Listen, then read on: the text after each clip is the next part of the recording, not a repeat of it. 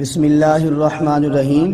میرے پیارے مسلمان بھائیوں، آج میں آپ کو حضرت حسن بصری رحمۃ اللہ علیہ کی زندگی کا ایک ایسا عجیب و غریب اور حیرت انگیز واقعہ سنانے لگا ہوں۔ شاید آپ نے زندگی میں ایسا واقعہ پہلے کبھی نہ سنا ہو۔ میرے عزیز بھائی، جب آپ یہ واقعہ سنیں گے تو انشاءاللہ العزیز آپ کے علم میں بھی اضافہ ہوگا اور آپ کا ایمان بھی تازہ ہوگا، اور ساتھ یہ بھی بتاؤں گا کہ حسن بصری رحمۃ اللہ علیہ جوانی میں کس چیز کی تجارت کیا کرتے تھے، اور وہ روم کے علاقے میں کیوں گئے، اور وہاں جا کر انہوں نے کیا ایسا منظر دیکھا کہ ان کی زندگی بدل گئی۔ انہوں نے سونا، چاندی، ہیرے جواہرات کو چھوڑ کر اللہ سے ایسی لو لگا لی کہ اپنے وقت کے تمام ولیوں سے سبقت کر گئے۔ توجہ فرمائیں، بڑے کمال کا واقعہ ہے۔ اللہ تعالیٰ جس سے چاہتا ہے اپنے دین کا کام لے لیتا ہے، چاہے وہ مانگنے والے سے لے لے، چاہے وہ چھابڑی والے سے لے لے، چاہے وہ سونے چاندی کے تاجر سے لے لے۔ یہ اللہ کی بے نیازیاں ہیں۔ توجہ فرمائیں، حضرت حسن بصری رحمۃ اللہ علیہ ہیرے جواہرات کی تجارت کیا کرتے تھے۔ اسی سلسلے میں آپ ایک مرتبہ روم تشریف لے گئے۔ وہاں کے وزیر سے ملاقات ہوئی تو وزیر نے کہا، آج ہم ایک خاص جگہ جا رہے ہیں، اگر آپ بھی ہمارے ساتھ چلیں تو اچھا ہوگا۔ حسن بصری رحمۃ اللہ علیہ راضی ہو گئے اور فرمایا، میں چلتا ہوں۔ وزیر کے ہمراہ ایک جنگل میں پہنچ گئے۔ جنگل میں جا کر دیکھا کہ ایک اطلس کا خیمہ بنا ہوا ہے۔ وزیر کے پہنچتے ہی ایک لشکر جرار نے اس خیمے کا طواف کیا، پھر حکیموں نے طواف کیا، اس کے بعد ڈاکٹر آئے، انہوں نے طواف کیا، پھر بے شمار عورتیں آئیں، خوبصورت کپڑے پہنے ہوئے ہیں، ہاتھوں میں جواہرات کے تشت پکڑے ہوئے ہیں، اس خیمے کے گرد طواف کر کے لوٹ آئیں۔ پھر اس کے بعد بادشاہ اور وزیر اس خیمے کے اندر داخل ہوئے اور تھوڑی دیر کے بعد باہر آگے۔ حسن بصری رحمۃ اللہ علیہ دیر تک یہ نظارہ دیکھتے رہے اور سوچتے رہے یہ کیا منظر ہے۔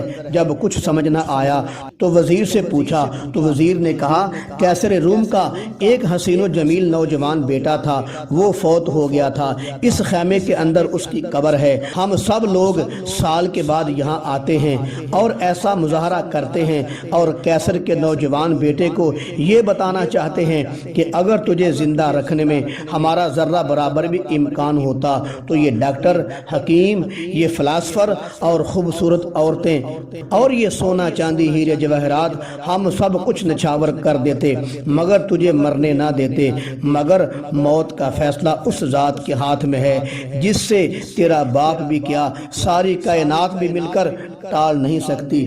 یہ باتیں سن کر حسن بصری رحمۃ اللہ علیہ کے دل پر ایسا گہرا اثر ہوا اور ایسی فکری آخت پیدا ہوئی کہ کاروبار چھوڑا، سیدھے بصرہ واپس چلے گئے۔ سارا سونا چاندی ہیرے جواہرات اللہ کی راہ میں خرچ کر دیے، غرباء میں تقسیم کر دیے اور دنیا چھوڑ کر ایسے گوشہ نشین ہوئے۔ 70 سال ایسے اللہ کی عبادت کی کہ اپنے زمانے کے تمام بزرگوں پر سبقت لے گئے۔ ایسا دل کو جھٹکا لگا، یہاں تو بادشاہ بھی بے بس ہے، انسان کی آخری اوقات موت ہے، بڑا بنتا پھرتا ہے، میں یہ ہوں، میں وہ ہوں، میں یہ کروں گا، میں وہ کروں گا۔